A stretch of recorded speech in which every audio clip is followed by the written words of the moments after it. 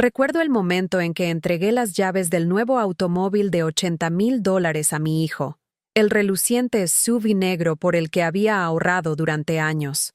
Sus ojos brillaron, pero luego se rió y les dijo a sus amigos: «Ahora soy libre». Esas palabras me atravesaron como una hoja fría. Hoy, voy a contarles algo que nunca pensé que compartiría. Y si por un segundo esto te resulta familiar, solo te pido que des me gusta a este video y te suscribas. Me ayudará a seguir abriendo mi corazón. Mi nombre es Eleanor, y tengo 73 años. Durante los últimos 6 años, he vivido sola en un apartamento angosto de 2 habitaciones en el Lower East Side de Manhattan. El edificio es viejo, con paredes delgadas que dejan entrar cada sonido de la calle, sirenas aullando a todas horas, el rumor de los camiones de reparto antes del amanecer, voces que resuenan desde la bodega de la esquina. Mis días se fundían en un ciclo interminable de agotamiento y preocupación. Cada mañana, despertaba con el olor penetrante del café quemado de la tienda de abajo, mezclado con el aroma rancio de un viejo radiador que nunca calentaba completamente mi pequeña sala de estar. Los ruidos amortiguados de la ciudad eran un recordatorio constante de la vida moviéndose a mi alrededor, siempre moviéndose, siempre dejándome atrás. Me arrastraba entre pilas de facturas vencidas esparcidas por mi mesa de cocina, cada sobre un peso en mi pecho, preguntándome si quizás hoy sería diferente.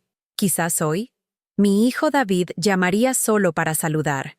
Quizás hoy, preguntaría cómo me sentía en lugar de qué podía darle. Pero las únicas llamadas que recibía eran peticiones. «Mamá, necesito dinero para el alquiler». Mamá, ¿puedes cubrir mi seguro este mes? Mamá, mi novia y yo queremos hacer un viaje. ¿Puedes ayudarnos? Cada conversación comenzaba de la misma manera, con su voz tensa y apresurada, como si estuviera marcando elementos de una lista de compras. Mi corazón, mis sentimientos, mis propias luchas, nada de eso estaba en la lista. La noche antes de darle ese auto, estaba sentada en mi desgastado sillón, el de estampado floral descolorido que me recordaba a tiempos mejores, desplazándome por mi teléfono. Oculto bajo años de mensajes olvidados, encontré uno suyo que de alguna manera había pasado por alto. ¿Puedes prestarme de nuevo? Estoy sin dinero y necesito efectivo rápido. Sin hola, sin ¿cómo estás? Solo otra exigencia disfrazada de petición. Miré fijamente ese mensaje durante lo que pareció horas. El silencio en mi apartamento era ensordecedor, tan diferente del caos de su infancia en nuestra antigua casa de piedra rojiza en Brooklyn, cuando la casa estaba llena de risas y el sonido de sus amigos corriendo escaleras arriba y abajo.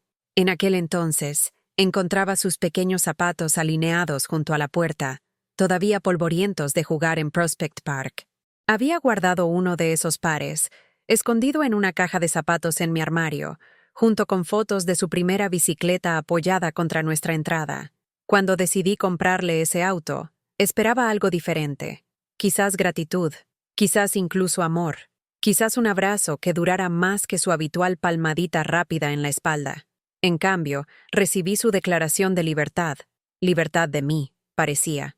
La traición se sintió como un golpe físico, asentándose profundamente en mi pecho donde permanecería durante meses. Verás, toda mi vida había puesto a mi familia primero. Necesito que entiendas esto, porque forma todo lo que viene después. Trabajé turnos dobles en Mickey's Diner en Queens durante 17 años, con los pies hinchados en zapatos baratos, limpiando grasa de las mesas hasta pasada la medianoche para que David pudiera tener lo que necesitaba. Nuevas zapatillas para la escuela, dinero para excursiones, un abrigo de invierno decente cuando los otros niños usaban ropa de segunda mano. Renuncié a todo. Las vacaciones se convirtieron en un concepto extraño. No había ido al cine en más de una década. Cuando mis dientes necesitaban trabajo, lo pospuse años para poder cubrir la matrícula universitaria de David.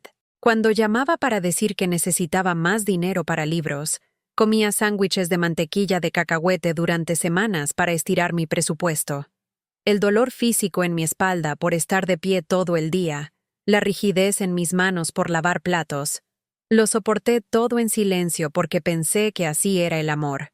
Mamá, necesito más, me dijo durante una de sus raras visitas a mi apartamento, su voz llevando ese tono familiar de derecho. No una petición, ni siquiera realmente una exigencia, solo una declaración de hecho, como si estuviera hablando del clima. Recuerdo haber tragado con dificultad, el aguijón de manipulación claro como el día, pero no podía nombrarlo entonces. Solo sabía que dolía. La Navidad de hace 3 años, decoré un pequeño árbol en mi sala de estar y cociné su comida favorita, asado con zanahorias y papas, como solía hacerlo su abuela. Esperé junto a mi teléfono todo el día, revisándolo cada pocos minutos. Finalmente, a las 8 de la noche, un mensaje de texto. Con amigos esta noche. Que tengas una buena. Sin llamada, sin visita, sin reconocimiento de que había gastado todo mi cheque del Seguro Social asegurándome de que tendría regalos bajo su propio árbol. Otra vez, después de resbalar en los escalones helados fuera de mi edificio y torcerme el tobillo, lo llamé para pedir ayuda. El teléfono sonó y sonó. Luego fue al buzón de voz. 2 horas más tarde, mientras todavía estaba sentada en esos escalones fríos con mi tobillo palpitando, escuché pasos familiares en el pasillo de arriba, su voz hablando con alguien sobre planes de fin de semana. Había estado en casa todo el tiempo, simplemente dejando que mis llamadas fueran al buzón de voz. Cuando finalmente llegué arriba con la ayuda de mi vecino, escuché cerrarse la puerta de su apartamento. Sabía que me había caído. Simplemente no le importaba lo suficiente como para ayudar. Esos silencios fríos se volvieron más fuertes que cualquier palabra. Comencé a cuestionar todo lo que creía saber sobre la maternidad, sobre el amor, sobre la relación por la que lo había sacrificado todo. ¿Era esto amor o estaba siendo utilizada? ¿Significaban algo mis sacrificios para él o solo eran combustible para su libertad mientras yo permanecía atrapada en este ciclo de dar y no recibir nada a cambio? Comencé a tener sueños donde me ahogaba en recibos y facturas mientras David estaba en la orilla, despidiéndose con la mano. Despertaba jadeando, las sábanas empapadas de sudor, preguntándome exactamente cuándo había dejado de ser su madre y comenzado a ser su banco personal. Déjame preguntarte algo. Y quiero que realmente pienses en esto. ¿Cuántas veces has dado todo lo que tenías a alguien que amabas, solo para sentirte más vacía después? ¿Cuántas veces te has preguntado si tu amor estaba siendo confundido con debilidad? Las microagresiones se acumularon como sedimento a lo largo de los años. Mi cumpleaños 71 pasó sin una sola llamada de David. Mi cumpleaños 72, lo mismo. Pasé ambos días sola en mi apartamento, viendo repeticiones de programas antiguos y fingiendo que no importaba. Eres demasiado emocional, me dijo las pocas veces que intenté mencionar cómo me hacía sentir su ausencia. Solo es un cumpleaños, mamá. La gente tiene problemas reales. Cuando el médico me advirtió sobre mi presión arterial disparándose a niveles peligrosos, se lo mencioné a David durante una de nuestras raras conversaciones telefónicas. Mamá, estás exagerando, se burló. Solo toma tus pastillas y deja de preocuparte tanto. No preguntó qué estaba causando mi estrés. No se ofreció a visitarme. Simplemente desestimó mis problemas de salud como si lo estuviera molestando con quejas triviales. El punto de ruptura llegó un martes gris por la tarde en marzo cuando revisaba viejas fotos, tratando de organizar los recuerdos que había coleccionado durante décadas. Saqué una caja de zapatos llena de fotos de la infancia de David, su primer día de escuela, su graduación de secundaria, vacaciones familiares de cuando podíamos permitírnoslo. Escondidos entre las fotos, encontré recibos que me helaron la sangre, estados de tarjetas de crédito que nunca había visto, facturas con mi nombre que no recordaba haber firmado, préstamos tomados contra mi dirección que nunca había aprobado. Mis manos temblaban mientras juntaba lo que estaba viendo. David había estado usando mi información personal para cubrir deudas de las que nunca me había hablado. Mientras yo luchaba por pagar mis propias facturas, él había estado acumulando deudas bajo mi nombre, sabiendo que estaría demasiado avergonzada o asustada para enfrentarlo por ello. La taza de porcelana que sostenía se deslizó de mis dedos y se hizo añicos en el suelo de linóleo, el sonido resonando a través de mi pequeño apartamento como un disparo. Me senté allí rodeada de piezas rotas, de la taza de mi confianza, de la relación que creía que teníamos. Lágrimas silenciosas rodaron por mis mejillas mientras el peso de su traición se asentaba en mis huesos. Por primera vez en años, un pensamiento peligroso cruzó mi mente. Tal vez puedo decir que no. Tal vez no tengo que seguir haciendo esto. Pero el miedo me carcomía inmediatamente después. ¿Y si decir no significaba estar completamente sola? ¿Y si esta relación dolorosa era mejor que ninguna relación? ¿Y si estaba exagerando, siendo demasiado sensible, esperando demasiado de un hombre adulto con su propia vida? La necesidad de dignidad luchaba con mi terror al abandono. Guardé nuestras fotos, colocándolas cuidadosamente en una vieja caja de zapatos, y caminé hacia el espejo del baño. La mujer que me devolvía la mirada era alguien que apenas reconocía. Cabello gris recogido en un moño cansado, ojos bordeados de líneas de preocupación, hombros curvados hacia adentro como si estuviera tratando de hacerme más pequeña. Seguía siendo yo, pero no era la misma persona que había criado a David con tanta esperanza y amor. En algún momento del camino, me había perdido en el ciclo interminable de dar.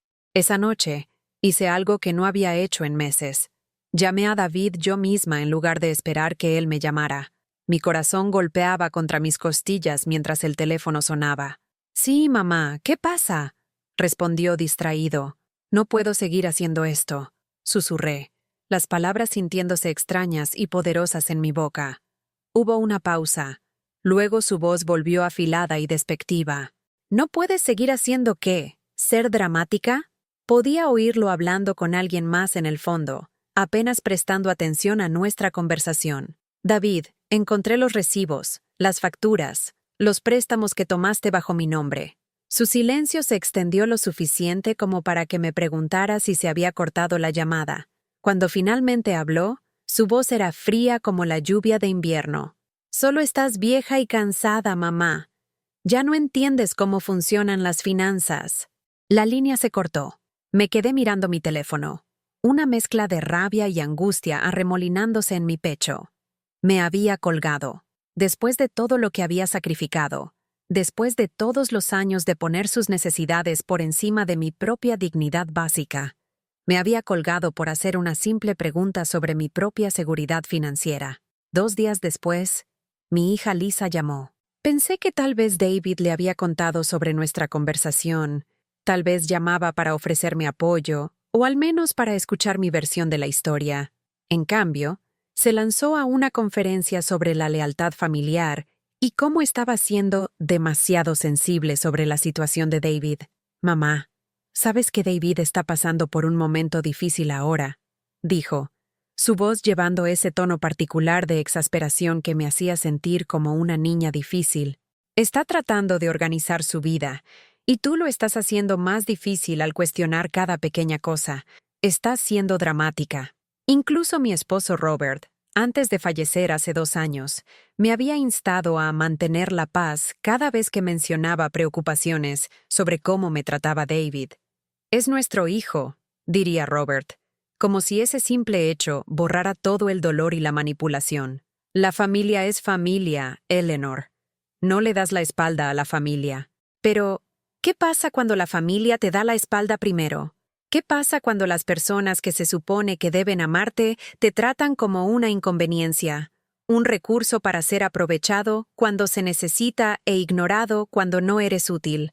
Estas eran preguntas que nunca me había atrevido a hacer en voz alta, no hasta ese día cuando mi taza se hizo añicos en el suelo de la cocina.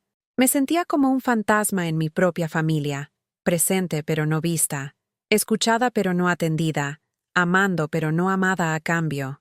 Cada conversación con David o Lisa me hacía sentir más pequeña, más invisible, más convencida de que mis sentimientos y necesidades no le importaban a nadie. Pero la salvación llegó de una forma que nunca esperé. María Socorro vivía en el apartamento de al lado, una maestra jubilada del Bronx que se había mudado a Lower East Side después de que muriera su esposo. Le había asentido en el pasillo durante 2 años, intercambiado cortesías sobre el clima o nos habíamos quejado juntas del temperamental sistema de calefacción del edificio, pero nunca había hablado realmente con ella, no sobre nada que importara.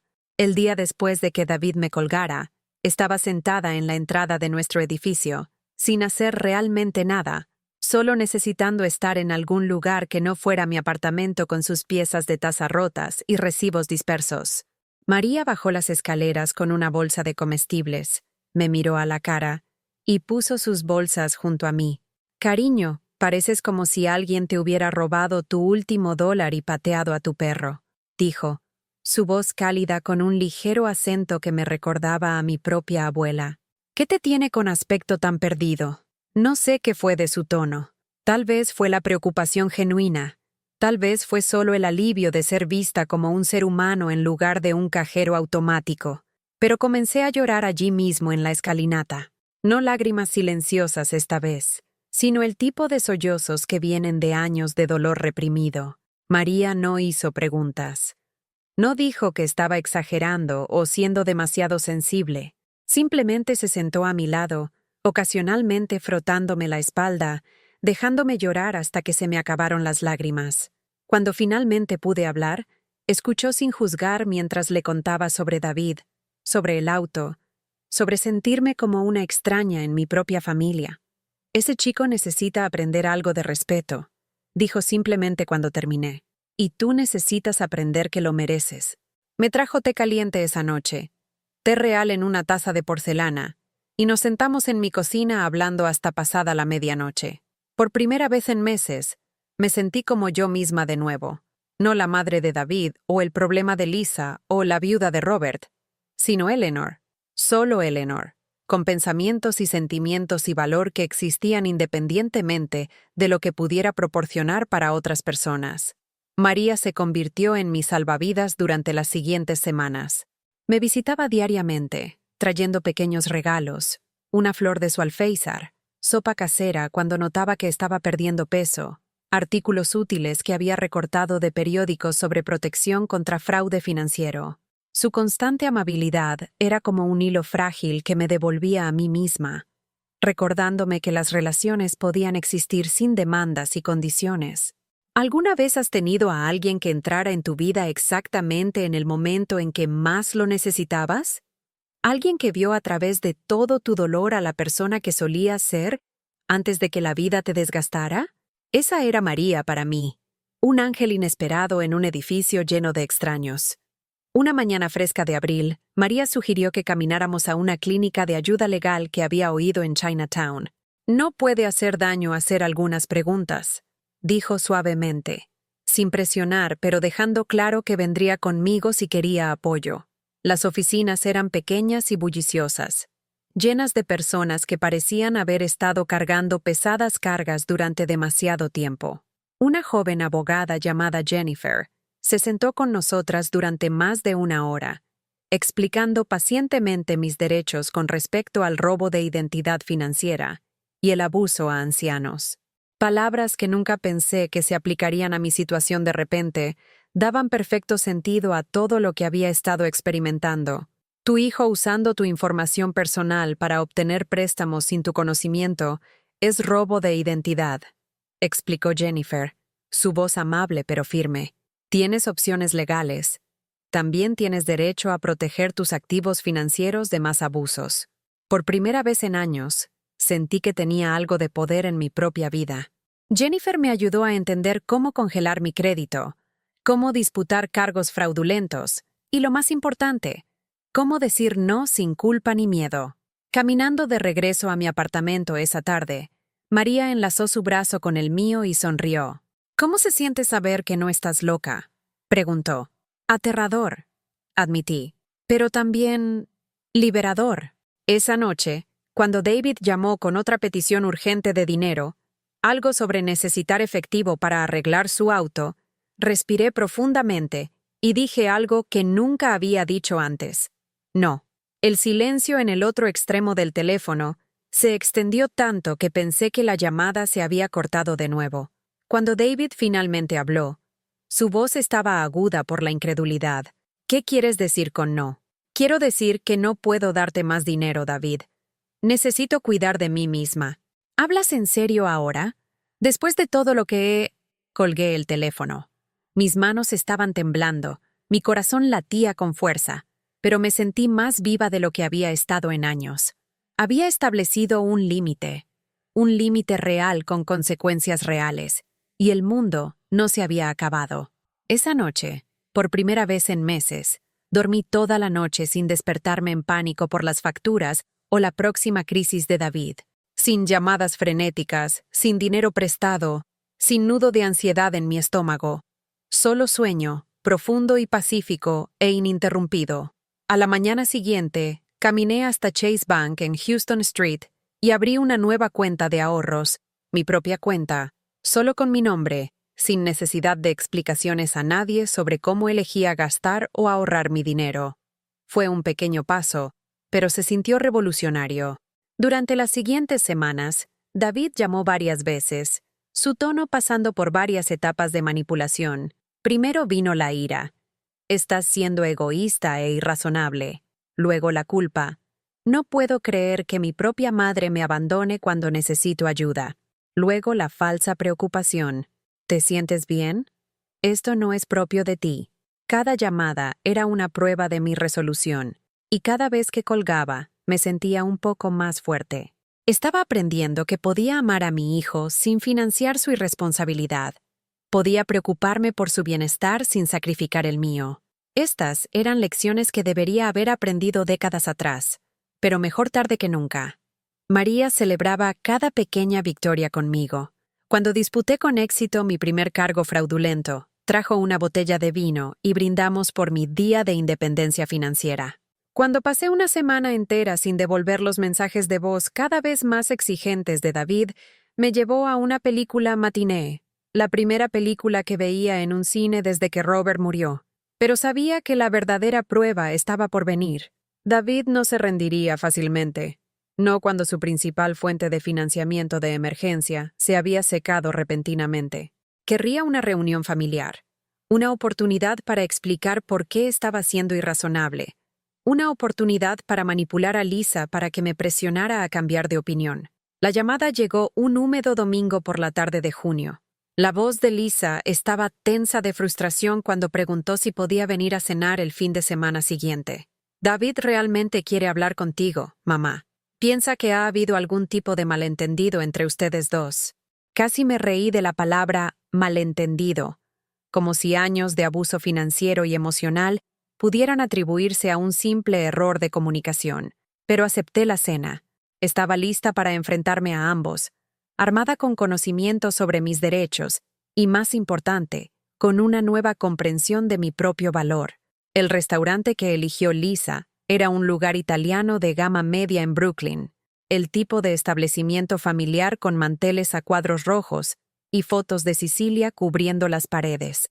David ya estaba sentado cuando llegué, vestido bien por una vez, su cabello recién cortado, su sonrisa practicada y encantadora. Se levantó para abrazarme, y por un momento, sentí ese viejo tirón familiar de amor maternal. «Mamá, te ves genial», dijo, retirando mi silla con galantería exagerada. «He extrañado hablar contigo». Lisa llegó unos minutos después, besando mi mejilla y sentándose en su silla con tensión obvia. «Entonces», dijo sin preámbulos, «David me explicó sobre la situación del dinero. Mamá, creo que podrías estar confundida sobre algunas cosas». Los dejé hablar primero, David lanzándose a una explicación bien ensayada sobre cómo los préstamos bajo mi nombre eran en realidad un favor para mí, algo sobre construir mi puntaje de crédito, ayudarme a calificar para mejores tasas de seguro. Sus palabras me lavaron como ruido blanco, patrones familiares de manipulación vestidos con un nuevo lenguaje. «Lo que pasa, mamá», continuó, extendiendo su mano para dar palmaditas en la mía, «es que he estado tratando de ayudarte a manejar tus finanzas porque, seamos honestos, estás llegando a una edad donde estas cosas se vuelven confusas. Solo trataba de quitar algo de la carga de tus hombros». Lisa asentía, su expresión sugiriendo que encontraba esta explicación perfectamente razonable. «David es bueno con el dinero, mamá. Quizás sería más fácil si solo lo dejaras manejar algunas de estas complicadas decisiones financieras por ti». Los escuché hablar de mí como si no estuviera allí. discutiendo mi capacidad mental y habilidades de toma de decisiones, como si fuera una niña a quien no se podía confiar con objetos afilados. La vergüenza familiar comenzó a trepar por mi garganta, esa vieja voz diciéndome que tal vez tenían razón, tal vez estaba siendo hipersensible, tal vez debería simplemente disculparme y volver a como eran las cosas. Pero entonces recordé la voz de Jennifer en la clínica de ayuda legal. Tienes derechos, tienes opciones. Recordé el apoyo inquebrantable de María. Mereces respeto. Sobre todo, recordé ese sueño pacífico después de que dije no, el primer sueño verdaderamente reparador que había tenido en años. Metí la mano en mi bolso y saqué una vieja foto familiar, una de las pocas fotos restantes de los 4 juntos de la graduación universitaria de David. En ella, todos parecíamos felices, unidos, orgullosos unos de otros. La coloqué cuidadosamente en el centro de la mesa, alisando las arrugas. ¿Recuerdan este día?, pregunté en voz baja. David miró la foto y sonrió. Sí, por supuesto. Gran día. Estaba tan orgullosa de ti. Todos lo estábamos. Pensé en todos los sacrificios que llevaron a ese momento.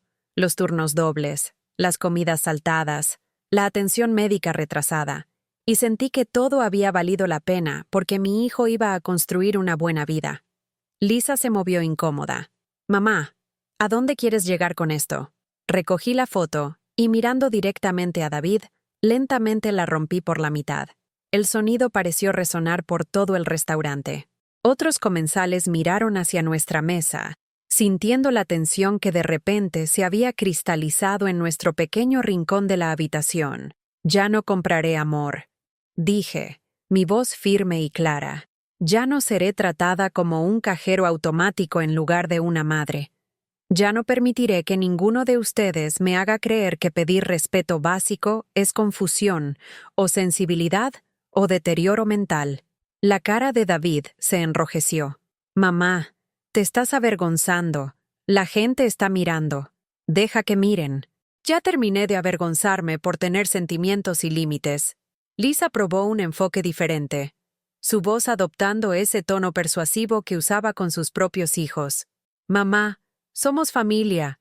Familia significa que nos ayudamos unos a otros, incluso cuando es difícil. David está pasando por un mal momento. ¿Y qué hay de mi mal momento?, interrumpí, sintiendo fuerza en mi voz que no había oído en años. ¿Qué hay del hecho de que tengo 73 años, viviendo con un ingreso fijo, preocupada por mi salud, y siendo tratada como si mi único valor fuera lo que puedo proporcionar financieramente? ¿Cuándo alguien me ayuda a mí? El silencio se extendió incómodamente. El encanto de David se había evaporado, reemplazado por ira fría. Bien, dijo, arrojando su servilleta sobre la mesa. Si así es como quieres ser, entonces así seremos. Pero no vengas llorando a nosotros cuando estés completamente sola y necesites algo. Salió furioso del restaurante, dejándonos a Lisa y a mí, sentadas una frente a la otra con la fotografía rota entre nosotras. Lisa parecía aturdida, como si no pudiera procesar lo que acababa de suceder. Mamá, él no quiso decir eso, dijo débilmente. Solo está molesto. ¿Si solo te disculpas? No. Me levanté, colocando suficiente dinero en la mesa para cubrir mi comida intacta. No me disculparé por defenderme. No con David, no contigo, no con nadie. Salí de ese restaurante sintiéndome simultáneamente desconsolada y liberada. La familia por la que había dedicado toda mi vida adulta sirviendo y protegiendo se había ido, pero tal vez nunca había existido realmente. Tal vez me había aferrado a una ilusión de amor que en realidad era solo un arreglo donde yo daba y ellos tomaban. Las siguientes semanas fueron una clase magistral en manipulación familiar. David probó todas las tácticas de su arsenal. Mensajes de voz enojados sobre mi egoísmo, llamadas a medianoche donde lloraría sobre cuánto me extrañaba, mensajes a través de Lisa sobre emergencias fabricadas que requerían asistencia financiera inmediata. Incluso apareció una vez en mi edificio, sonando desde abajo y rogándome a través del intercomunicador que lo dejara subir para que pudiéramos hablar como adultos. Pero había aprendido a reconocer estos patrones ahora, gracias a Jennifer en la clínica de ayuda legal y mis conversaciones continuas con María. David no me extrañaba a mí. Extrañaba mi chequera. Sus lágrimas no eran por nuestra relación, eran por la inconveniencia de tener que financiar su estilo de vida por otros medios. Lisa también jugó su papel, llamando regularmente para expresar preocupación por mi aislamiento y recordarme que las relaciones familiares requieren compromiso y perdón. Parecía genuinamente confundida por mi transformación, incapaz de entender cómo alguien podía pasar de felpudo a establecedor de límites de la noche a la mañana. «Esta no eres tú, mamá», dijo durante una llamada telefónica particularmente frustrante. «Siempre has sido la pacificadora, la que mantiene unida a nuestra familia. ¿Por qué estás siendo tan terca ahora?» «Tal vez», respondí. «La persona que pensabas que era yo en realidad era solo alguien demasiado asustada y demasiado cansada para ser ella misma». Había estado libre de las demandas financieras de David durante casi 3 meses cuando empezaron las cosas realmente desagradables. María llamó a mi puerta una mañana con expresión preocupada y un papel doblado. «Cariño, odio mostrarte esto, pero creo que necesitas ver lo que se dice de ti». Era una impresión de una publicación en redes sociales que David había compartido con sus amigos y aparentemente con algunos de nuestros conocidos mutuos del viejo vecindario. En ella, pintaba la imagen de una madre amargada y en declive mental que había cortado con su propia familia por despecho y paranoia. Describió años de sus pacientes intentos de ayudarme a manejar mis finanzas, mi creciente confusión y hostilidad, su angustia por perder a la madre que siempre había adorado. La publicación estaba cuidadosamente elaborada para hacerlo parecer un hijo devoto, tratando con un padre difícil, completa con viejas fotos familiares y comentarios de personas que expresaban simpatía por su situación.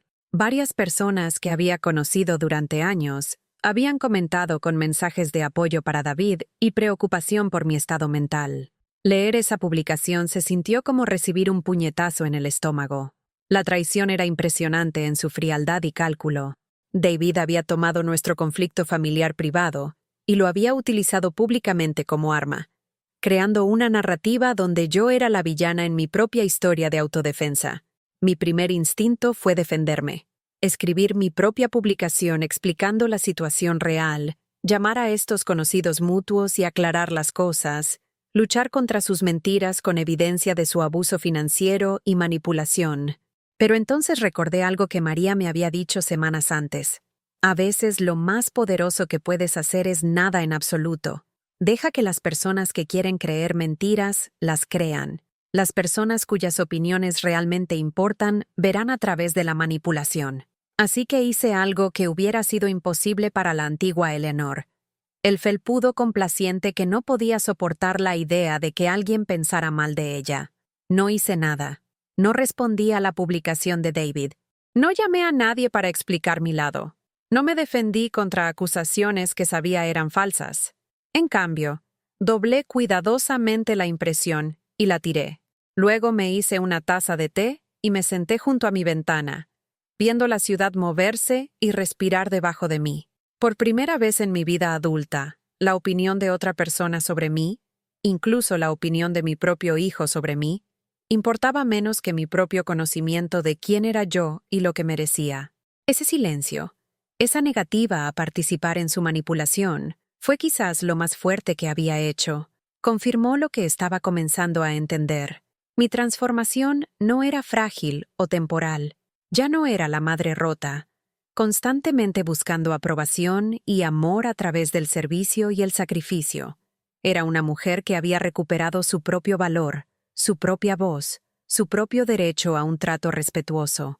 Los amigos del viejo vecindario llamaron durante las siguientes semanas, algunos con preocupación genuina, otros claramente buscando chismes. Mantuve mis respuestas simples.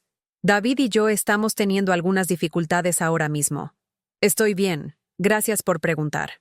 No elaboré, no justifiqué, no expliqué. Las personas que realmente se preocupaban por mí, como María, no necesitaban explicaciones. Las personas que solo querían drama no valían mi energía. El verano llegó temprano ese año, pintando la ciudad en tonos de verde y oro que me recordaban lo hermosa que podía ser la vida cuando no estabas constantemente agobiada por los problemas de otras personas. Una mañana de junio, mientras pasaba por un centro comunitario en Williamsburg, noté un letrero anunciando clases de arte para personas mayores. No había tomado un pincel desde la secundaria. Ni siquiera había pensado en creatividad o expresión personal en décadas. Toda mi vida adulta había sido sobre preocupaciones prácticas: pagar facturas, criar hijos, manejar crisis domésticas. Pero algo en ese letrero me llamó. Susurró promesas de colores y posibilidades que había olvidado que tenía permitido desear. El primer día de clase, me senté en una habitación llena de extraños sosteniendo una paleta de pinturas acrílicas, sintiéndome nerviosa y emocionada en igual medida.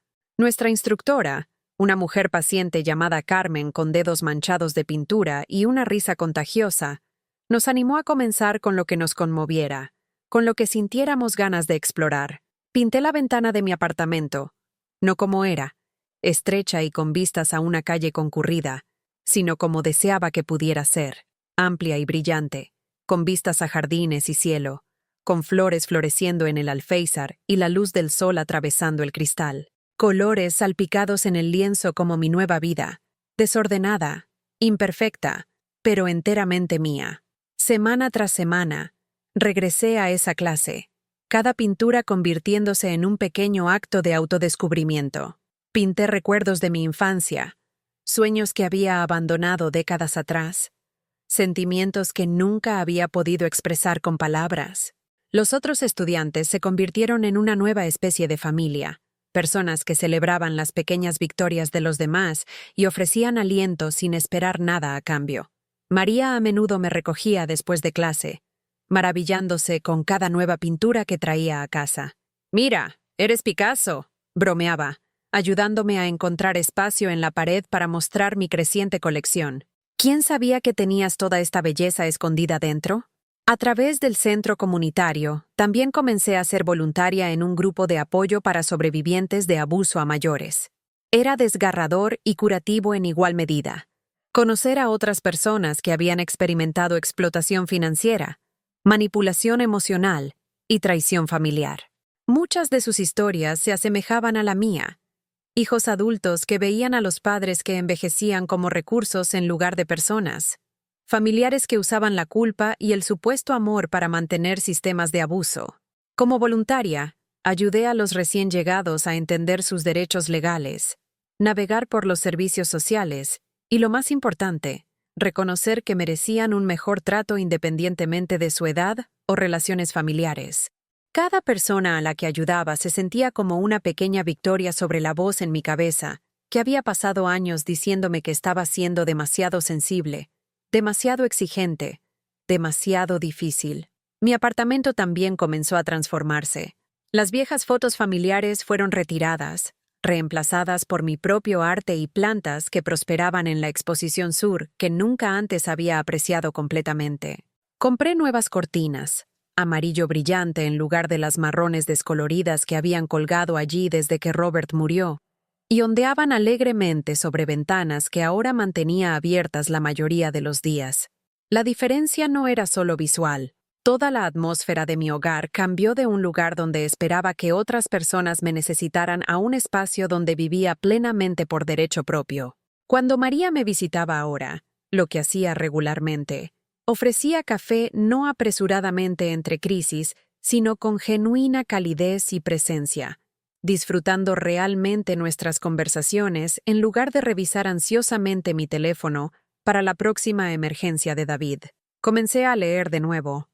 Novelas que elegía por puro disfrute en lugar de libros de autoayuda sobre cómo manejar relaciones familiares difíciles. Me llevaba a mí misma a matinés de cine. Exploraba barrios que nunca había tenido tiempo de visitar cuando mi vida giraba alrededor de los horarios de otras personas. Pequeñas libertades, pero se sentían revolucionarias después de décadas de autosacrificio. ¿Extrañaba a David? Por supuesto que sí, pero extrañaba al hijo que creía tener, no al hombre que había estado usándome y manipulándome durante años. Lloraba por la relación que nunca había existido realmente, y lloraba por la madre que había sido, bien intencionada pero permisiva, amorosa pero no sabia, generosa pero no autoprotectora. La parte más difícil no fue su ausencia, fue aprender a vivir conmigo misma como el centro de mi propia vida. Después de décadas de definirme a través del servicio a los demás, averiguar quién era Eleanor cuando no era la madre de David o la esposa de Robert, o el problema de Lisa, se sentía como aprender a caminar de nuevo. Pero lentamente, suavemente, con la amistad de María y las clases de arte de Carmen y la comunidad que había encontrado a través del voluntariado, comencé a recordar quién había sido antes de que la vida me desgastara. No la chica que era a los 20, sino la mujer que estaba destinada a convertirme. Lo suficientemente fuerte para estar sola, lo suficientemente sabia para reconocer la manipulación, lo suficientemente digna para exigir respeto. En otoño, 6 meses después de esa cena en el restaurante italiano, apenas reconocía a la mujer que había entregado las llaves del auto mientras su hijo declaraba su libertad de ella. Había encontrado mi propia libertad, de la ansiedad, de la manipulación, del agotador ciclo de dar sin recibir nada significativo a cambio. Una noche de octubre, mientras la ciudad brillaba con la luz del principio del otoño, me senté junto a mi ventana con una copa de vino y vi a la gente apresurándose por la acera de abajo.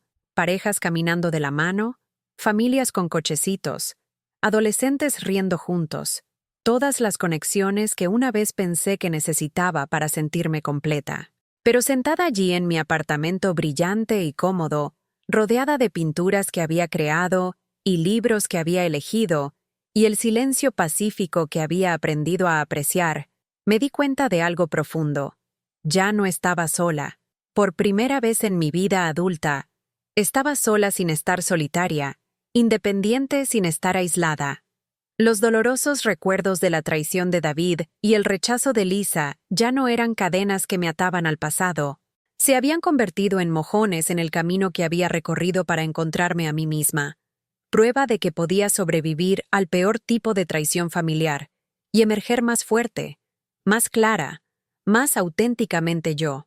Había aprendido que el amor sin respeto no es realmente amor en absoluto. Es solo una transacción donde una persona da y otra persona toma. Había aprendido que las relaciones familiares, como todas las relaciones, requieren cuidado y consideración mutuos para ser saludables. Lo más importante, había aprendido que mi propia opinión sobre mí importaba más que la opinión de cualquier otra persona sobre mí, incluida la de mis hijos. Esas lecciones no habían llegado fácilmente. Hubo noches en las que lloré hasta quedarme dormida, días en los que cuestionaba si defender mis derechos valía el costo, momentos en los que casi llamaba a David para disculparme y rogarle que volviera a mi vida en sus términos. Pero cada vez que vacilaba, María estaba allí para recordarme mi valor, o Carmen me ayudaba a pintar mis sentimientos en algo hermoso, o otro sobreviviente de abuso me agradecía por ayudarlos a encontrar su propia fuerza.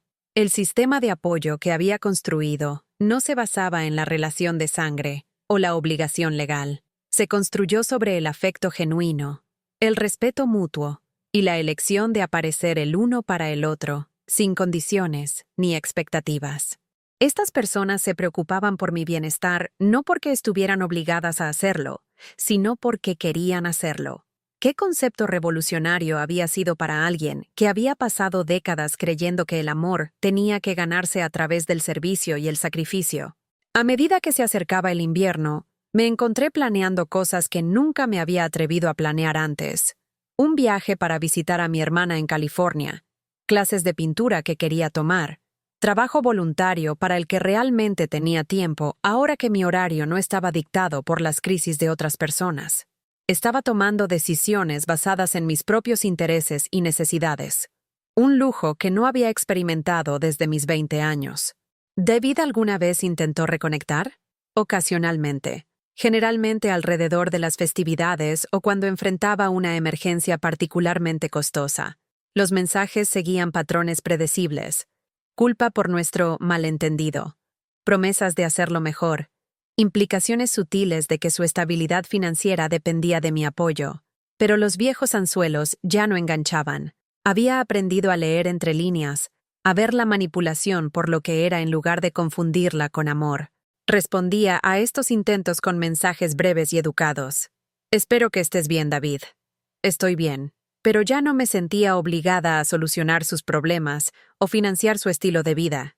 Sus elecciones eran su responsabilidad, así como las mías eran mías. Era un límite que me había llevado 73 años aprender, pero mejor tarde que nunca.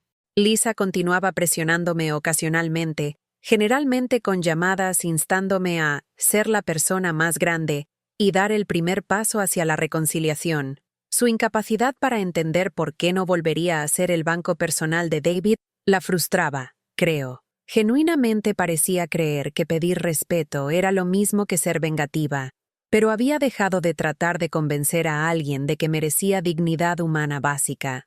Las personas que no podían ver mi valor no eran mi responsabilidad educarlas.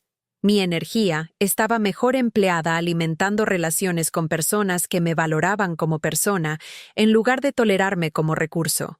La primavera volvió, marcando un año completo desde que había comenzado mi transformación. Lo celebré en privado, llevándome a cenar a un buen restaurante, no porque fuera una ocasión especial, sino porque quería y podía.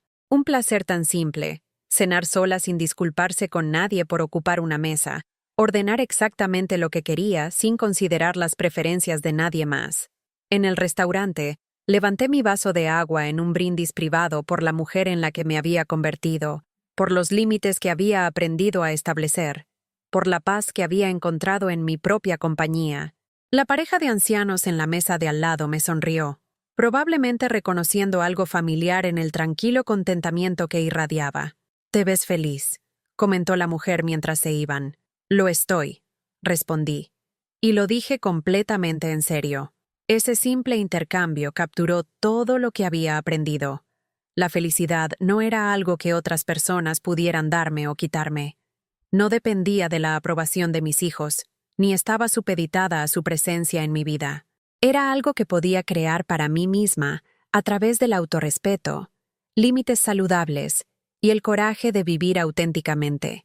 Ahora, mientras estoy sentada aquí casi 2 años después de ese día en que le di a David las llaves del auto, puedo ver toda mi historia con una claridad que nunca tuve mientras la vivía. El sufrimiento no fue sin sentido. Me enseñó cosas sobre mí misma y sobre el amor que no podría haber aprendido de ninguna otra manera. La traición fue real y dolió, pero también me liberó de una ilusión que estaba destruyendo lentamente mi sentido de identidad. Aprendí que ser una buena madre no significa ser un felpudo. Aprendí que amar a alguien no requiere financiar sus malas elecciones. Aprendí que los miembros de la familia que realmente se preocupan por ti respetarán tus límites en lugar de castigarte por tenerlos. Lo más importante, aprendí que nunca es demasiado tarde para reclamar tu propia vida. 73 años parecía una edad antigua cuando estaba atrapada en ciclos de dar sin recibir, pero se siente bastante joven cuando finalmente eres libre de vivir de acuerdo con tus propios valores y deseos. La ciudad fuera de mi ventana no ha cambiado mucho, pero mi relación con ella se ha transformado completamente. Esas mismas calles que una vez se sentían como un laberinto de obligaciones y emergencias, ahora representan posibilidades y aventuras. El mismo apartamento que una vez se sentía como una prisión de preocupación, ahora se siente como un santuario de paz. Pienso en esa mujer que entregó llaves de automóvil caras mientras su hijo hablaba de ser libre, y siento una profunda compasión por ella. Estaba haciendo lo mejor que podía con el entendimiento que tenía en ese momento. Creía que el amor significaba sacrificio, que la maternidad significaba dar sin fin, que la familia significaba aceptar cualquier tratamiento que se ofreciera sin quejarse. No estaba equivocada en amar profundamente o en querer lo mejor para su hijo. Estaba equivocada al creer que tenía que ganar amor a través del servicio, aceptar la falta de respeto como el precio de la relación, sacrificar su propio bienestar por alguien que no lo valoraba. La transformación de esa mujer a quien soy ahora no fue fácil ni rápida. Requirió enfrentar miedos que había llevado durante décadas, desafiar creencias que habían configurado toda mi vida adulta, aprender habilidades que nunca había necesitado cuando estaba enfocada en las necesidades de todos los demás. Pero cada paso difícil Valió la pena por la paz que he encontrado al otro lado. ¿Tengo arrepentimientos? Por supuesto. Lamento no haber aprendido estas lecciones antes. No haber establecido límites cuando David era más joven. No haber reconocido la manipulación antes de que se convirtiera en un modo de vida.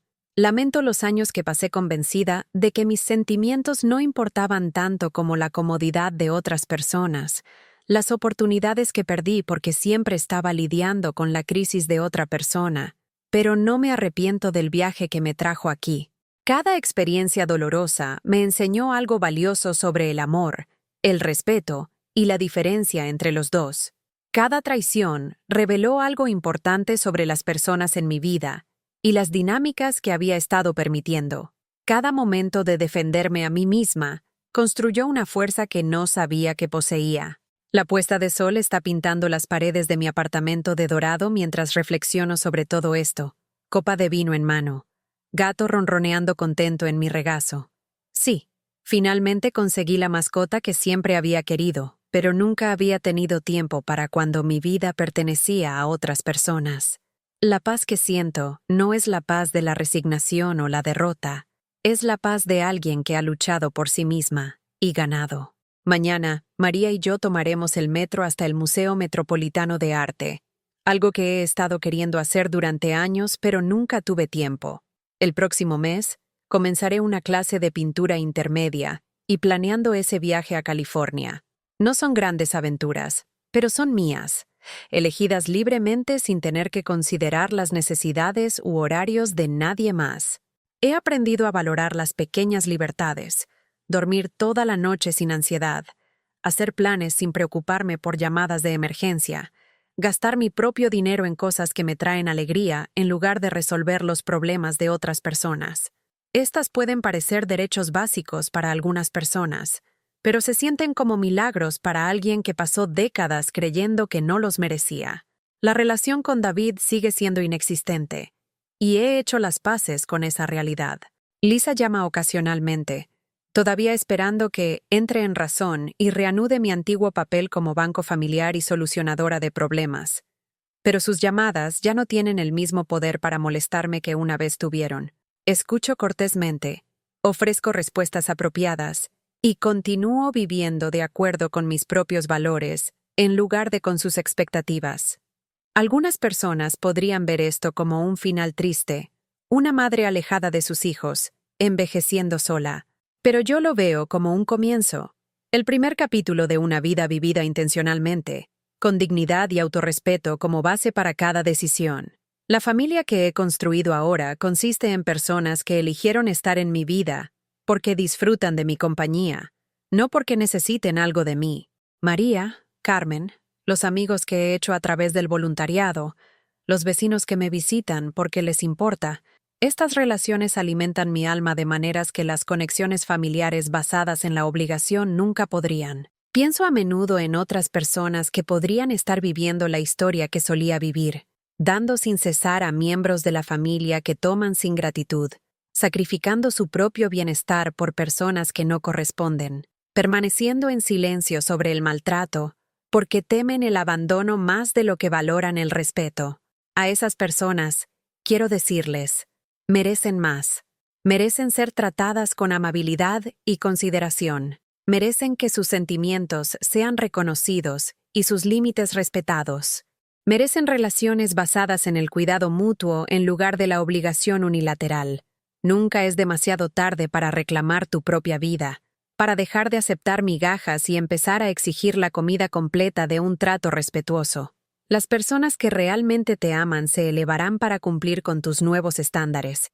Las personas que no lo hacen realmente no te amaban de todos modos, solo te estaban utilizando. El miedo a estar sola es real y poderoso, pero puedo decirte por experiencia que estar sola con dignidad se siente infinitamente mejor que estar rodeada de personas que no te valoran. La soledad es temporal y se puede arreglar encontrando conexiones genuinas. La autotraición es corrosiva y solo empeora cuanto más tiempo la aceptas. Aprender a amarte lo suficiente como para exigir un trato respetuoso es la habilidad más importante que cualquiera puede desarrollar, ya sea que tengas 23 o 73 años. Nunca es demasiado temprano para empezar a establecer límites, y nunca es demasiado tarde para dejar de aceptar menos de lo que mereces. A medida que la luz se desvanece y la ciudad se asienta en la noche, no siento más que gratitud por el viaje que me trajo aquí. Cada paso doloroso fue necesario para llegar a este lugar de paz y autoaceptación. Cada traición reveló una verdad que necesitaba ver. Cada momento de defenderme a mí misma construyó la fuerza que ahora llevo con tranquila confianza. La mujer que le dio a su hijo un automóvil de $80,000, mientras él declaraba su libertad, ha encontrado su propia libertad, libertad de la manipulación, de la culpa, del ciclo agotador de amar a personas que no le devuelven el amor. Es un tipo diferente de libertad de la que David quiso decir cuando pronunció esas palabras hirientes, pero es infinitamente más valiosa. Así es como se ve la liberación después de décadas de servidumbre. Así es como se siente la paz después de años de ansiedad. Así es como se ve el amor propio después de una vida de autosacrificio. Y nunca, nunca es demasiado tarde para comenzar. Pero déjenme contarles lo que sucedió hace 6 meses, porque la historia no termina donde pensé que lo haría. A veces la vida tiene sus propios planes para las lecciones que necesitamos aprender, y a veces esas lecciones vienen envueltas en los paquetes más inesperados. Estaba caminando a casa desde mi clase de pintura del jueves por la mañana, llevando un lienzo todavía húmedo con óleos. Un paisaje que había pintado de memoria de la granja donde había crecido en el norte del estado de Nueva York, antes de conocer a Robert, antes de convertirme en madre, antes de aprender a definirme a través de las necesidades de otras personas. El día de otoño era fresco, con esa energía particular de Nueva York que te hace sentir que todo es posible. Cuando doblé la esquina hacia mi calle, lo vi apoyado contra la pared de ladrillo de mi edificio. David. Pero no el David que recordaba de nuestra confrontación en el restaurante, o la voz enojada al otro lado de las llamadas telefónicas exigiendo dinero. Este era un David que no había visto en años, delgado, con ojos hundidos, vistiendo ropa que parecía haber dormido en ella. Estaba mirando sus manos, y cuando me miró, había algo roto en su expresión que me detuvo en seco. «Mamá», dijo, y su voz se quebró como si tuviera 12 años otra vez. Me quedé allí sosteniendo mi pintura, sintiendo toda la fuerza que había construido durante el último año y medio en guerra con algo más profundo. No el viejo impulso de arreglar sus problemas, sino genuina compasión humana por alguien que claramente estaba sufriendo. «David», dije cuidadosamente, «¿qué estás haciendo aquí?» Se separó de la pared, tambaleándose ligeramente, y me di cuenta de que podría estar enfermo. Realmente enfermo. Su piel tenía un tinte grisáceo que nunca había visto antes, y sus ojos estaban hundidos en sus órbitas. «Sé que no quieres verme», comenzó, su voz apenas por encima de un susurro. «Sé que no merezco, sé que lo jodí todo». La blasfemia sonaba extraña viniendo de él, como si estuviera tratando de sacudirse a sí mismo para ser honesto. «Pero necesito decirte algo, y luego me iré si eso es lo que quieres». Una parte de mí quería pasar de largo, mantener los límites por los que había luchado tanto para establecer.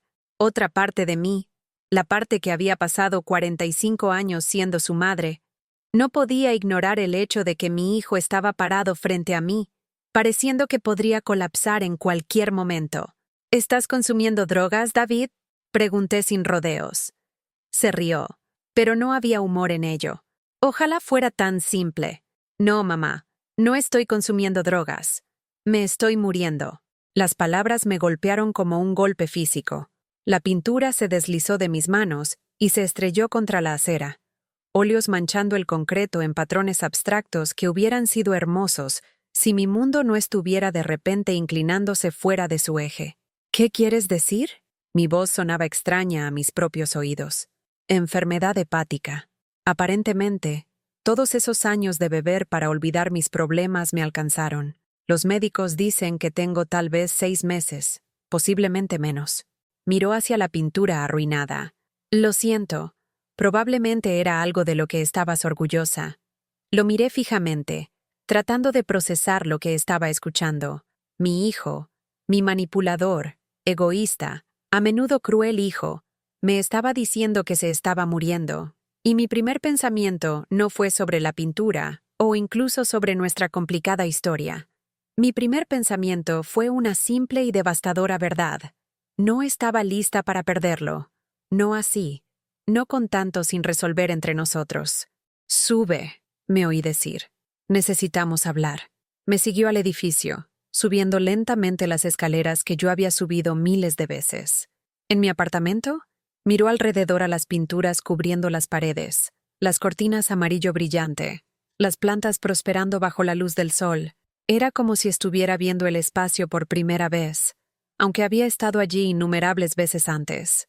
Es diferente, dijo, sentándose cuidadosamente en mi sillón, el mismo floral descolorido donde había pasado tantas noches preocupándome por él, pero de alguna manera también se veía diferente ahora, menos como un trono de ansiedad y más como simplemente un mueble. Yo soy diferente, respondí, haciendo té para ambos con manos que no estaban del todo firmes. Nos sentamos en silencio por un rato, la luz de la tarde entrando a través de esas cortinas amarillas y pintando todo en cálido dorado. Finalmente, David habló. Vine aquí para disculparme, dijo. No porque quiera dinero o ayuda o cualquier cosa de ti. Sé que estoy más allá de todo eso ahora. Vine porque pasé los últimos 3 meses en el hospital pensando en mi vida, sobre el tipo de persona que he sido, sobre lo que te hice. Bebí mi té y esperé. La antigua Eleanor habría intervenido inmediatamente, ofreciendo consuelo y perdón antes de que él hubiera terminado de hablar. Esta Eleanor había aprendido el valor de dejar que las personas terminen sus pensamientos, especialmente los difíciles. Cuando estaba acostado en esa cama de hospital, conectado a máquinas, comencé a recordar cosas en las que no había pensado en años, como cuando tenía 8 años y tenía neumonía, y dormiste en una silla junto a mi cama durante una semana. Las enfermeras seguían diciéndote que fueras a casa y descansaras, y simplemente te negaste. Dijiste, aquí es donde necesito estar. Hizo una pausa, limpiándose los ojos con la manga de su gastada chaqueta. Recuerdo cuando tenía 16 años y me arrestaron por robar en una tienda. Algo estúpido, tratando de impresionar a algunos amigos. Viniste a la estación de policía a las 3 de la mañana y esperaba que me gritaras. En cambio, solo me abrazaste y dijiste, resolveremos esto juntos. Y lo hicimos. Me hiciste trabajar en el restaurante todo el verano para devolver lo que había robado, pero nunca me hiciste sentir que era una mala persona, solo alguien que había tomado una mala decisión. Los recuerdos que estaba relatando se sentían como si pertenecieran a otra persona, no porque no fueran míos, sino porque venían de una versión de mí misma que casi había olvidado que existía. La madre que había sido fuerte, sabia y amorosa, sin ser desesperada o manipuladora. ¿Cuándo dejé de ser esa persona para ti?, pregunté. ¿Cuándo me convertí solo en un recurso? David estuvo callado durante mucho tiempo, mirando fijamente su taza de té como si pudiera contener respuestas. Cuando miró hacia arriba, sus ojos estaban enrojecidos pero claros. Creo que comenzó cuando papá enfermó, dijo. Estabas tan concentrada en cuidarlo, y luego después de que murió, estabas tan perdida, tan desesperada por sentirte necesitada de nuevo. Vi esa desesperación, y en lugar de ayudarte a superarla, la usé. Te dejé creer que la única manera de mantenerme en tu vida era resolviendo mis problemas con dinero. La honestidad era brutal y necesaria. Sentí lágrimas juntándose en mis propios ojos, no solo por la relación que habíamos destruido, sino por la madre en la que me había permitido convertirme. Necesitada en lugar de nutricia, desesperada en lugar de sabia. Pero la cosa es, mamá, continuó David, su voz haciéndose más fuerte. Incluso cuando me estaba aprovechando de ti, incluso cuando te estaba tratando como mierda, tratándote mal, sabía lo que realmente estabas ofreciendo. No era el dinero, era amor. Y lo tiré porque era demasiado orgulloso y estaba demasiado jodido para admitir que lo necesitaba. Dejé mi taza de té porque mis manos temblaban demasiado para sostenerla con firmeza. ¿Por qué me estás diciendo esto ahora, David? ¿Qué quieres de mí? Quiero pasar el tiempo que me queda tratando de ser el hijo que merecías todo el tiempo, dijo. No porque me esté muriendo y esté asustado, aunque soy ambas cosas, porque finalmente entiendo lo que perdí cuando te alejé y entiendo lo que perdiste cuando me dejaste. Hablamos hasta que el sol se puso y el apartamento se oscureció a nuestro alrededor. David me contó sobre los últimos 18 meses desde nuestra confrontación en el restaurante. Cómo había tratado de encontrar a otras personas para manipular y financiar su estilo de vida. Cómo esas relaciones se habían desmoronado rápidamente cuando las personas reconocían lo que estaba haciendo. Cómo finalmente había tenido que enfrentar las consecuencias de sus propias elecciones, incluida la bebida, que había parecido una forma de evitar sentirse culpable por cómo me trataba. Seguía diciéndome a mí mismo que estabas exagerando, admitió, que estabas siendo dramática y egoísta, pero en el fondo sabía que tenías razón en todo. Sabía que te estaba usando, y sabía que estaba mal, y me odiaba a mí mismo por ello. Simplemente no sabía cómo parar sin admitir en lo que me había convertido. Le conté sobre la clínica de ayuda legal, sobre aprender que lo que había hecho tenía nombres reales. Abuso financiero, robo de identidad, manipulación emocional. Le conté sobre María y Carmen y las clases de arte, sobre descubrir quién era yo cuando no estaba ocupada siendo la víctima de alguien. Estoy orgulloso de ti, dijo cuando terminé. Sé que probablemente suena raro, viniendo de mí, pero estoy orgulloso de que hayas encontrado la fuerza para salvarte a ti misma, aunque significara cortarme de tu vida. Casi me mata hacerlo, admití. No porque extrañara ser usada, sino porque extrañaba al hijo que creía tener. Extrañaba la relación que me había convencido a mí misma que teníamos. Podemos tener una relación real ahora, dijo David. Si quieres. Sé que probablemente es demasiado tarde, y sé que quizás no puedas confiar en mí de nuevo. Pero si estás dispuesta a intentarlo, me gustaría pasar el tiempo que me queda siendo honesto contigo, sin más manipulación, sin más mentiras, sin más tratarte como una cuenta bancaria. La conversación que siguió no fue fácil. Hablamos sobre la ira y el perdón, sobre la diferencia entre amar a alguien y permitirle, sobre si era posible construir algo real sobre las ruinas de lo que habíamos tenido antes. Le conté sobre los límites que había aprendido a establecer y por qué no podía volver a ser su solucionadora de problemas, incluso ahora. Me dijo que no quería que volviera a ser esa persona tampoco, que finalmente había visto lo que me había costado amarlo de esa manera. Cuando se fue esa noche, no pidió dinero ni un lugar para quedarse ni ayuda con sus gastos médicos. Preguntó si podía volver la siguiente semana, solo para hablar. Solo para pasar tiempo conmigo como persona en lugar de como recurso. Durante los meses que siguieron, construimos algo que nunca esperé tener. Una relación genuina basada en el respeto mutuo y la comunicación honesta. David venía a cenar todos los domingos, trayendo flores de la bodega o libros interesantes que había encontrado en librerías de segunda mano. Hablamos de todo: su salud, mi arte, recuerdos de su infancia, sueños que ambos habíamos abandonado en el camino. Conoció a María, quien inicialmente fue suspicaz pero gradualmente se calentó hacia él cuando vio cómo me trataba con el respeto que había estado extrañando durante tanto tiempo. Vino a una de mis exposiciones de arte en el centro comunitario, parándose frente a mis pinturas y maravillándose de la mujer en que su madre se había convertido cuando era libre de ser ella misma. Desearía haber conocido esta versión de ti antes, dijo esa noche. Eres mucho más interesante que la persona preocupada y ansiosa que recuerdo. Estaba preocupada y ansiosa porque seguías dándome razones para estarlo, respondí. Cuando dejaste de hacer eso, dejé de ser esa persona. La honestidad en nuestras conversaciones a veces era dolorosa, pero siempre limpia. Hablamos sobre los años de resentimiento y manipulación sin tratar de minimizar o excusar nada de ello. David reconoció el daño real que había causado. No solo el estrés financiero, sino la forma en que me había hecho dudar de mis propias percepciones y necesidades. Reconocí mi propio papel en permitir la dinámica, las formas en que había usado el dar para tratar de controlar su amor por mí. Tuvimos nuestra primera pelea real unos 2 meses después de esta nueva relación, cuando David mencionó casualmente que había estado durmiendo en su auto porque ya no podía pagar su alquiler. Cada instinto que había desarrollado durante décadas de maternidad me gritaba que resolviera este problema inmediatamente, que abriera mi chequera y arreglara lo que estaba roto. En cambio, respiré hondo y pregunté cuál era su plan. «Todavía no tengo uno», admitió. «Esperaba que pudieras tener algunas ideas que no impliquen que me des dinero». Fue un pequeño momento, pero se sintió revolucionario. Estaba pidiendo consejo, no un rescate.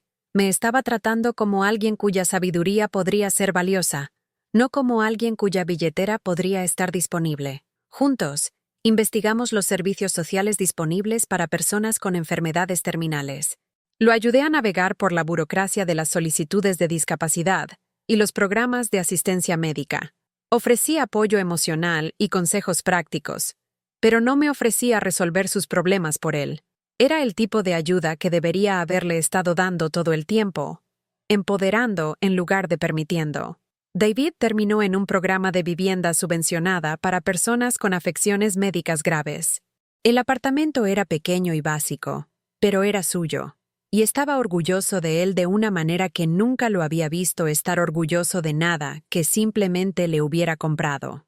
A medida que su salud declinaba durante el invierno, nuestras visitas se volvieron más frecuentes, pero también más preciosas.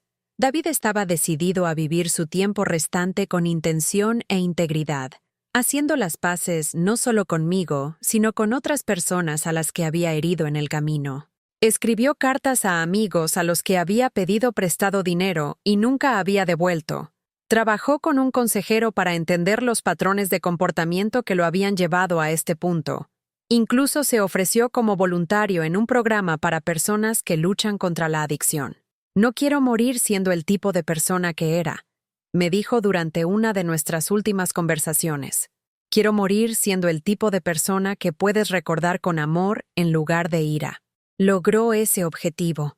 Cuando David murió en una lluviosa mañana de abril, rodeado por mí, Lisa y los pocos amigos que se habían mantenido a su lado a través de su transformación, sentí dolor pero no arrepentimiento. Habíamos usado bien nuestro tiempo. Habíamos dicho las cosas que necesitaban decirse, perdonado los dolores que podían perdonarse y construido algo real a partir de los restos de nuestra vieja relación. En su funeral, hablé sobre ambas versiones de mi hijo, el que me había causado tanto dolor y el que había encontrado su camino de regreso al amor antes del final. Hablé sobre el perdón no como excusar el comportamiento dañino, sino como elegir dejar ir la ira cuando alguien demuestra un cambio genuino. Hablé sobre la diferencia entre permitir a alguien y empoderarlo para que se vuelva mejor. Lisa inicialmente estaba confundida por mi dolor. «Pensé que ustedes dos no se hablaban», dijo después del funeral. «Pensé que lo habías cortado por completo». «Corté el apoyo financiero y la indulgencia», corregí. «Pero cuando estuvo listo para tener una relación real, estuve dispuesta». Esa es la diferencia entre límites y muros. En los meses desde la muerte de David, he continuado la vida que construí durante nuestro distanciamiento, pero con una apreciación más profunda por las relaciones que importan. Mi amistad con María se ha fortalecido a través del dolor compartido y el apoyo continuo. Mi arte se ha vuelto más complejo y emocionalmente rico, informado por toda la gama de experiencia humana que finalmente me he permitido sentir. Mi trabajo voluntario con sobrevivientes de abuso a personas mayores se ha expandido para incluir grupos de apoyo para familias que intentan reconstruir relaciones después del abuso y la adicción. Pienso en esos últimos meses con David a menudo, no como una historia de advertencia sobre esperar demasiado para reconciliarse, sino como prueba de que es posible amar a alguien sin sacrificarse a uno mismo. Los límites que aprendí a establecer no impidieron la reconciliación, la hicieron posible asegurando que cualquier relación que reconstruyéramos se basara en el respeto mutuo en lugar de la manipulación. Algunas personas en mis grupos de apoyo luchan con situaciones similares, hijos adultos que abusan y los explotan, seguidos de reconciliaciones en el lecho de muerte o promesas de cambiar. Siempre les digo que el perdón y la confianza son cosas diferentes, que puedes amar a alguien y aún protegerte de su comportamiento destructivo, que la reconciliación solo es significativa cuando se basa en un cambio genuino en lugar de desesperación o culpa. La lección más difícil que aprendí a través de la enfermedad y muerte de David fue que el amor no es lo mismo que el rescate. Había pasado décadas confundiendo los dos, creyendo que si realmente amaba a mis hijos, resolvería cada problema y satisfaría cada necesidad. Lo que aprendí en cambio es que el amor verdadero a veces significa dar un paso atrás y permitir que alguien enfrente las consecuencias de sus elecciones, incluso cuando esas consecuencias son dolorosas de ver. La transformación de David en sus últimos meses no estaba garantizada ni era inevitable. Sucedió porque eligió asumir la responsabilidad de sus acciones y trabajar activamente para mejorar, no porque yo lo facilitara o lo rescatara. Si hubiera continuado financiando su estilo de vida y resolviendo sus problemas, podría nunca haber tocado fondo, lo que lo obligó a enfrentar en quién se había convertido. No romantizo esos últimos meses ni pretendo que borraron años de dolor y manipulación. David murió como alguien a quien podía amar y respetar, pero el viaje para llegar allí fue costoso para ambos. Las relaciones destruidas, la confianza que tuvo que reconstruirse desde cero, los años de ansiedad y duda de mí misma que soporté, todo ese daño era real y duradero. Lo que he aprendido es que algunas relaciones pueden sanarse, pero solo después de que han sido fundamentalmente cambiadas. La dinámica madre-hijo que David y yo teníamos antes estaba construida sobre patrones insanos que no nos servían bien a ninguno de los dos. La relación que construimos en sus últimos meses fue diferente, basada en la honestidad, el respeto y el cuidado genuino por el bienestar del otro. Ahora, cuando me siento en mi apartamento rodeada de pinturas y recuerdos, puedo sostener ambas verdades simultáneamente. David me causó un tremendo dolor, y David encontró su camino de regreso al amor antes de morir. Fui víctima de su manipulación, y también fui alguien lo suficientemente fuerte para salvarse a sí misma, cuando salvar se volvió necesario. Nuestra historia tuvo un final trágico, pero también tuvo momentos de genuina belleza y redención. Lo más importante que quiero que la gente entienda es que establecer límites con miembros de la familia no significa que dejes de amarlos. Significa que te amas lo suficiente a ti mismo para insistir en un trato respetuoso. Y a veces, esa insistencia es exactamente lo que alguien necesita para reconocer cuán destructivo se ha vuelto su comportamiento.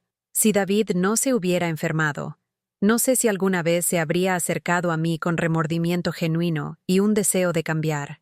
Podría haber pasado el resto de mi vida manteniendo mis límites y viviendo pacíficamente sin él, y ese también habría sido un resultado válido. La curación que ocurrió entre nosotros fue un regalo, no una garantía. Y solo fue posible porque había aprendido a valorar mi propio bienestar lo suficiente como para negarme a ser tratada mal. Esta noche, mientras escribo estos pensamientos finales, me estoy preparando para otra transición. A los 75 años, he decidido que es hora de mudarme de la ciudad. El apartamento del Lower East Side, que una vez fue una prisión de preocupación, y luego se convirtió en un santuario de paz, ahora se siente demasiado pequeño para la vida que quiero vivir en mis años restantes. Me estoy mudando a un pequeño pueblo en Vermont, donde he comprado una cabaña con suficiente espacio para un estudio de arte adecuado y un jardín. María se muda conmigo. Nos hemos convertido en familia en el sentido más verdadero, eligiéndonos mutuamente, no por obligación, sino por amor genuino y compañerismo. Lisa finalmente ha comenzado a entender la diferencia entre los límites que establecí con David y el rechazo de la familia en su totalidad. Visita con más frecuencia ahora, y nuestra relación ha mejorado dramáticamente desde que dejé de estar disponible como facilitadora de su hermano. Sin el caos de David consumiendo todo el oxígeno en nuestra dinámica familiar, Lisa y yo hemos podido conectar como adultas que eligen disfrutar de la compañía de la otra. La cabaña en Vermont tiene una gran ventana frontal, donde planeo instalar mi caballete, mirando hacia montañas y árboles en lugar de calles de la ciudad. Hay una habitación de invitados, una cocina lo suficientemente grande para cocinar comidas que realmente quiero comer, y, lo más importante, espacio diseñado alrededor de mis propias necesidades y deseos en lugar de las emergencias de alguien más. No me estoy mudando a Vermont para escapar o esconderme del mundo. Me estoy mudando porque he aprendido que merezco vivir en un lugar que alimente mi alma, rodeada de belleza y paz que he elegido para mí misma. Es una decisión basada en el amor propio en lugar del autosacrificio, y se siente revolucionaria incluso ahora. Mientras empaco mis pertenencias, incluyendo docenas de pinturas que documentan mi viaje de víctima a sobreviviente a persona plenamente realizada, me encuentro agradecida por cada paso difícil que me trajo aquí. El dolor me enseñó fuerza, la traición me enseñó discernimiento, la soledad me enseñó autosuficiencia, los límites me enseñaron libertad. Sobre todo, aprendí que nunca es demasiado tarde para elegirte a ti mismo, para insistir en tu propio valor, para alejarte de relaciones que te disminuyen en lugar de realzarte. Ya sea que tengas 23 o 73 años o algún punto intermedio, mereces ser tratado con respeto y amabilidad.